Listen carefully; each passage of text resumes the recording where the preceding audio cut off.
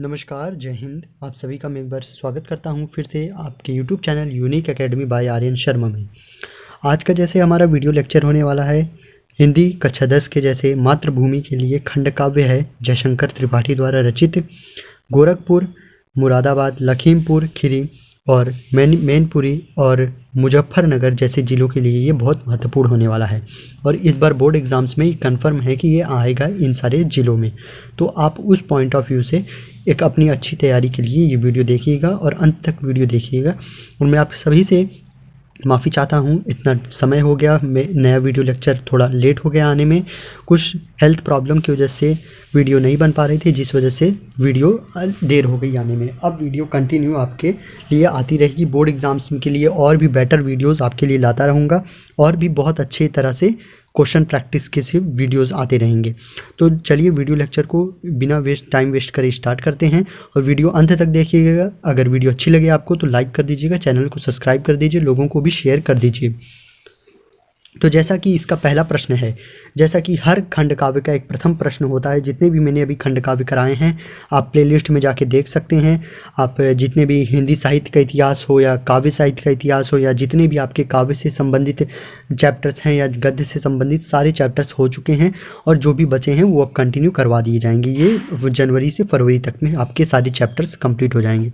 तो जैसे प्रथम प्रश्न होता है आपका उठता है, मातृभूमि खंड काव्य को संक्षिप्त में लिखिए। इसके कई प्रकार से प्रश्न बन सकते हैं। आपसे कभी पूछ सकता है तृतीय सर्ग लिखिए, द्वितीय सर्ग लिखिए, प्रथम सर्ग लिखिए या बलिदान सर्ग का सारांश अपने शब्दों में लिखिए। अपने शब्दों में भी आपको लिखना है, ठीक है। ये सब कई प्रकार के प्रश्न बने हैं। मैं आपको इसलिए ये चीज़ दिखा रहा हूँ क्योंकि आप इससे अंदाज़ा लगा सकते हैं कि आपके लिए कितना इंपॉर्टेंट है और ये हर साल रिपीटेड प्रश्नों में से एक रहा है। तो चलिए आगे बढ़ते हैं और आपको इस जो भी खंड काव्य है मातृभूमि के लिए जयशंकर त्रिपाठी द्वारा रचित उनके सारे सर्ग में आपको करवाते चलता हूँ और बहुत इंपॉर्टेंट प्रश्न भी आपको बताते चलूँगा। तो प्रथम सर्ग कुछ इस प्रकार है, संकल्प लिखा है, ठीक है। प्रथम सर्ग को संकल्प से ही हम जानेंगे, ठीक है। ये देख लीजिए, बहुत इंपॉर्टेंट है। हर साल के प्रश्न मतलब क्वेश्चंस आते रहते हैं इससे रिलेटेड। भारत की स्वतंत्रता से पूर्व यह ब्रिटिश हुकूमत थी, यहाँ ब्रिटिश हुकूमत थी, ठीक है। अंग्रेजों का साम्राज्य था। भारतीय लोगों पर अंग्रेज तरह तरह के अत्याचार कर रहे थे। परिणाम यह हुआ कि अनेक भारतीय उत्साही वीरों ने स्वाधीनता का संघर्ष छेड़ दिया। गांधी जी ने सत्य, अहिंसा तथा स्वदेशी का संदेश दिया। अंग्रेज सरकार देशभक्तों पर विभिन्न प्रकार के जुल्म कर रही थी। एक तरफ अंग्रेजों द्वारा किए गए अत्याचार बढ़ रहे थे तो दूसरी तरफ वीर देशभक्तों के हृदय में स्वतंत्रता की चिंगारी सुलग रही थी, ठीक है। उसी वातावरण में चंद्रशेखर आज़ाद ने आकर बलिदान का मार्ग प्रशस्त कर दिया, ठीक है। चंद्रशेखर आज़ाद का जन्म मध्य प्रदेश के यहाँ पे भवरा नामक गांव में हुआ था। बड़ा होकर वह ब्राह्मण बालक अध्ययन करने के लिए काशी आया, ठीक है। वहाँ समाचार पत्रों में अंग्रेजों के जुल्म की कहानी पढ़कर उसका खून खौलने लगा। उसका चेहरा क्रोध से तमतमा उठा, ठीक है। रोलेट एक्ट और उसके विरोध में जलियांवाला बाग में सभा हुई, ठीक है। ये सब चीज़ें हो चुकी हैं, हिस्ट्री में भी आप पढ़ते होंगे। अंग्रेजों ने चारों ओर से घेर कर उसे उस निहत्थे भीड़ में गोली चलवा दी, ठीक है। जनरल डायर के आदेश पर इस हत्याकांड का समाचार सुनकर चंद्रशेखर की आंखें सजल हो उठी, ठीक है। मुख क्रोध से लाल हो गया। उन्होंने अपने साथियों को देशभक्ति की प्रेरणा दी और कहा, सूत्रों का रटना छोड़ो, तब स्वतंत्रता का पाठ पढ़ो। ये सब घटना हुई। अब देखते हैं 1921 की भी जो घटना हुई होगी। ब्रिटिश युवराज भारत आए तो महात्मा गांधी ने असहयोग का नारा दिया, ठीक है। ये सब चीज़ भी आई, महात्मा गांधी तक यहाँ हम लोग पहुँच गए 1921 तक, जब जलियांवाला बाग हुआ था। देश के कोने कोने से कर्मचारी अपने कार्यालय, विद्यार्थी अपने विद्यालय और तथा मजदूर अपने कारखाने छोड़कर निकल पड़े। अंग्रेजों का दमन चक्र बढ़ गया। 15 वर्ष का बालक चंद्रशेखर भी बंदी बन गया था। जब उन्हें मजिस्ट्रेट के सामने पेश किया गया और मजिस्ट्रेट ने पूछा तो वह उत्तर में मिला आज़ाद। मतलब उनका जब नाम पूछा गया तो उन्होंने क्या बताया, आज़ाद। पिता का नाम पूछा गया तो चंद्रशेखर ने कहा स्वाधीन। निवास स्थान पूछा गया तो जेल खाना। ये सब बताया उन्होंने। चंद्रशेखर को 16 बेतों का दंड दे दिया गया था। ये सब इस प्रकार से आपका आप देख सकते हैं, ये खंड काव्य है जो प्रथम सर्ग है। इस प्रकार से पूरा आप एक बार स्क्रीनशॉट ले लीजिए और इसका एक प्रिंट आउट आप निकाल लीजिएगा या आप नोट डाउन कर लीजिए अच्छे से पढ़ने के लिए। अब देखते हैं द्वितीय सर्ग कुछ इस प्रकार से। संघर्ष। चंद्रशेखर सभी प्रकार से के बंधनों से मुक्त होकर एक बंधन में बंध गए थे। वह था राष्ट्रभक्ति और का बंधन। आज़ाद के अद्भुत शौर्य को देखकर देशवासी तो क्या प्रकृति भी उन पर मोहित हो गई। देश को आज़ाद कराने के लिए उन्होंने अपने साथियों का नव युवकों के हृदय में राष्ट्रीय चेतना का अग्नि भड़का दी थी। जब असहयोग आंदोलन का प्रभाव कम पड़ने लगा तो उन्होंने सशस्त्र क्रांति का प्रशय लिया था। इसके लिए उन्होंने बम तथा पिस्तौल का निर्माण करवाया। जब इन चीज़ों के लिए उन्हें धन की आवश्यकता पड़ी तो उन्होंने सरकारी खजाने को लुटवाया तथा एक मठाधीश का शिष्यत्व भी स्वीकार किया। आज़ादी के लिए उन्हें ड्राइवरों की आवश्यकता हुई तो उन्होंने मोटर ड्राइवरी भी सीखी। ठीक है, मतलब आज़ादी में आप कई प्रकार से आपको मतलब अगर युद्ध करने जा रहे हो तो आपको हर चीज़ का ज्ञान होना चाहिए। आपको बंदूकें चलानी आनी चाहिए, आपको घोड़सवारी आनी चाहिए, आपको गाड़ियाँ चलानी आनी चाहिए। तो पुराने ज़माने में हुआ करता था कि घोड़सवारी सीखते थे।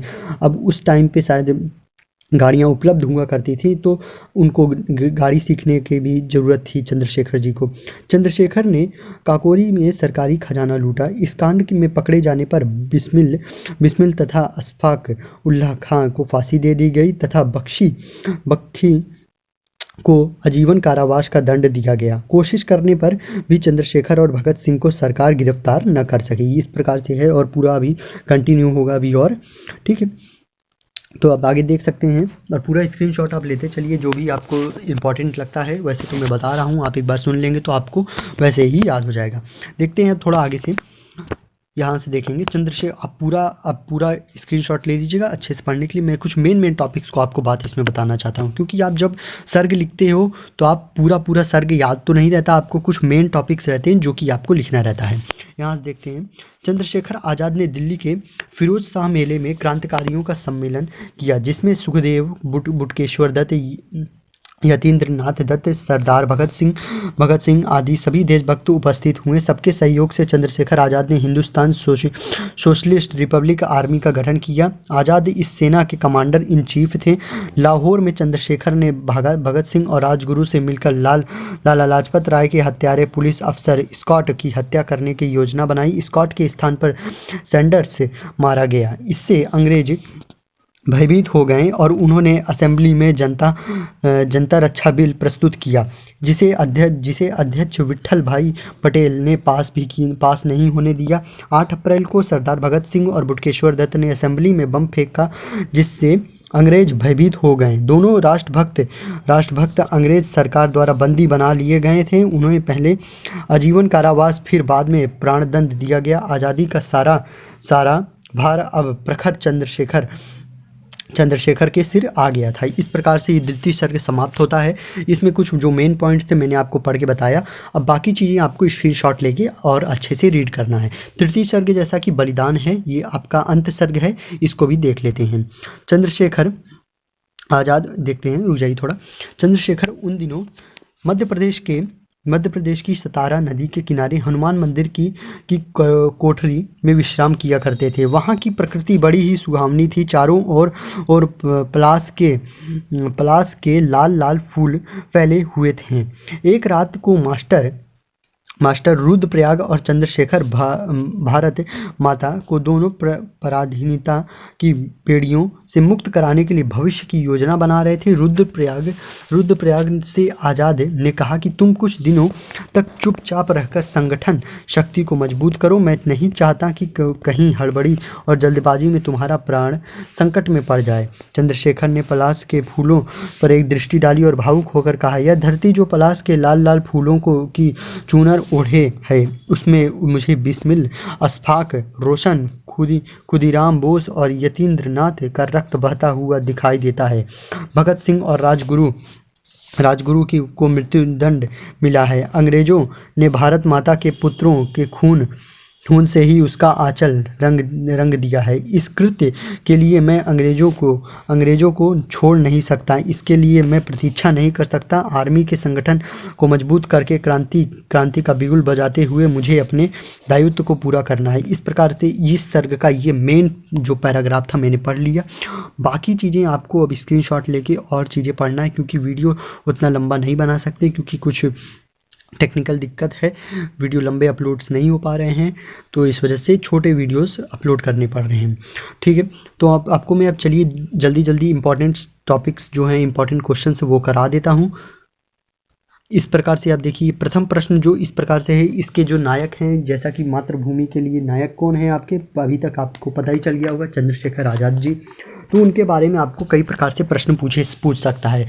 ये मतलब पूछ सकता है कि मातृभूमि के लिए इस खंड काव्य के नायक कौन है, चंद्रशेखर की चरित्र की विशेषता बताइए, चित्रण कीजिए, इस खंड काव्य में जो नायक हैं उनका करिए। इस प्रकार से कई प्रकार के प्रश्न आपसे पूछ सकते हैं और लगातार रिपीटेड क्वेश्चंस रहे हैं। इस प्रकार से आप ये बता सकते हैं कि चंद्रशेखर किस प्रकार से थे, सामान्य परिवार की देन थी। चंद्रशेखर आज़ाद साधारण किसान परिवार के घर में पैदा हुए थे। इस प्रकार से आप बता सकते हैं विश्व बंधुत्व का पोशाक थे। इस प्रकार से जिस प्रकार से लिखा है उस प्रकार से आप पूरा इसको डिटेल में बता सकते हैं। और तीसरा जो है, ब्रिटिश दमन के विरुद्ध में आक्रोश की भावना इन पे ज़्यादा उत्पन्न थी। और जो चौथा है टॉपिक वो है मातृभूमि के सच्चे पुजारी थे। इस प्रकार से आप इसका बता सकते हैं चंद्रशेखर जी का, इसका आप स्क्रीनशॉट ले सकते हैं। और इनका जो पांचवा टॉपिक है, इस प्रकार से पांचवी इनकी जो विशेषता है वो निर्भीक और आदमय साहसी, शौर्य की प्रतिमूर्ति, देश प्रेम और स्वाभिमानी और सजग, स्वतंत्रता का सेनानी और धैर्यवान। इस प्रकार से इनकी कुछ और विशेषताएं हैं। ठीक है, आपको जो मैं एक और प्रश्न कर बता दे रहा हूँ वो भी बहुत इंपॉर्टेंट है। मातृभूमि के इसमें जो आपका कई साल से रिपीटेड प्रश्न है, इसलिए मैं आपको बताना इंपॉर्टेंट समझता हूँ। मतलब कि मातृभूमि के लिए खंड काव्य का संदेश स्पष्ट कीजिए, या खंड काव्य का उद्देश्य क्या है उसको स्पष्ट करना है। आधार पर मतलब खंड काव्य के आधार पर लेखक के उद्देश्य को आशय स्पष्ट कीजिए। तो इस प्रकार से आप इसका बता सकते हैं। इसके लेखक पहले आपको बताना है, डॉक्टर जयशंकर त्रिपाठी द्वारा रचित खंड काव्य मातृभूमि के लिए प्रतिपाद्य विषय प्रसिद्ध क्रांतिकारी चंद्रशेखर आज़ाद के जीवन को चित्रित करती है। आज़ाद का संपूर्ण जीवन मातृभूमि के लिए था। वे बाल्यावस्था से ही राष्ट्रीय स्वाभिमान के भाव को हृदय में लिए क्रांतिकारी गतिविधियां में संलग्न होने लगे, मतलब करने लगे थे ये गतिविधियां। इस प्रकार से और एक प्रश्न जो बहुत इंपॉर्टेंट है वो इस प्रकार से, मातृभूमि के लिए खंड काव्य के शीर्षक की उपयुक्तता सिद्ध कीजिए। इस प्रकार से ये भी बहुत इंपॉर्टेंट प्रश्न है। और एक जो लास्ट इंपॉर्टेंट प्रश्न है, मातृभूमि के लिए खंड काव्य के आधार पर चंद्रशेखर आज़ाद के प्रेरक प्रसंगों का वर्णन कीजिए। प्रेरक प्रसंगों का वर्णन मैं आपको कुछ वर्णन बता दे रहा हूँ, मतलब उनके द्वारा किए गए कार्य कौन कौन से थे। असहयोग आंदोलन में सक्रिय सहयोग, असेंबली में बम विस्फोटक, ये सब उनके थे। काकोरी कांड था, इलाहाबाद में एल्फ्रेड पार्क में आज़ाद की मृत्यु, ये चीज़ था। जेल में मजिस्ट्रेट के प्रश्नों का उत्तर एवं 16 बेतों की सजा, ये उनके जीवन की महत्वपूर्ण तथ्य थे, एक तरह से प्रसंगों की वर्णना थी। ठीक है, इस प्रकार से ये पूरा लेक्चर आज एंड होता है मातृभूमि के लिए, जो कि डॉक्टर जयशंकर त्रिपाठी द्वारा रचित था। ये पूरा टॉपिक बहुत ही बेहतरीन था। जो भी इन जिलों से संबंधित छात्र आते हों, जैसे कि आपके मुजफ्फरपुर और गोरखपुर, मुरादाबाद, शाहजहाँपुर और लखीमपुर खीरी और मैनपुरी से जो भी छात्र आते हों, वो इस खंड काव्य को ज़रूर स्क्रीनशॉट ले लें और पढ़ें, क्योंकि ये बहुत रिपीटेड क्वेश्चन है और एकदम फिक्स नंबर रहता है और एकदम फाइनल ये एक प्रश्न आने वाला है। ठीक है, इस प्रकार से है, आप चाहें तो स्क्रीनशॉट ले सकते हैं। और मैं अब कोशिश करूंगा कि आपके लिए डेली एक वीडियो लेक्चर आपके लिए पर डे लाता रहूं, क्योंकि उस बीच थोड़ा हेल्थ प्रॉब्लम की वजह से वीडियोस नहीं आ पाई, जिसके लिए मैं क्षमा चाहता हूं। और अब आपके लिए डेली वीडियो लेक्चर्स आती रहेंगी और अब जल्दी ही आपके बोर्ड एग्जाम्स को भी क्लियर करा दिया जाएगा, एक बेहतरीन तैयारी आपको करा दी जाएगी। तो आज के लिए बस इतना ही। वीडियो को लाइक कर दीजिए, चैनल को सब्सक्राइब कर दीजिए, अपने दोस्तों के साथ शेयर कर दीजिए। इसी साथ जुड़े रहने के लिए धन्यवाद। जय हिंद, नमस्कार।